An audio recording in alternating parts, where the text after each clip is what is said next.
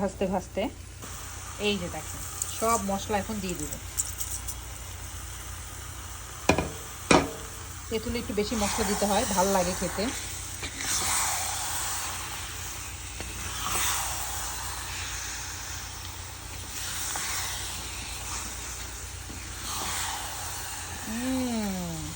কি লোভনীয়।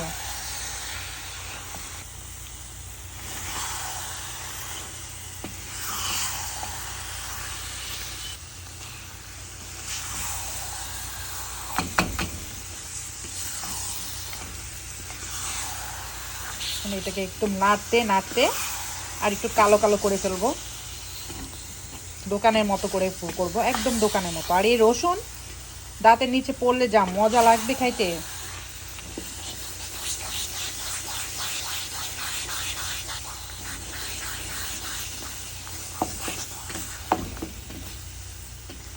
এই যে সামান্য একটু বিট লবণ দিয়ে দিলাম। কালারটা এত ভালো আসতেছে নাকি ক্যামেরাতে জানি না, বাট সামনে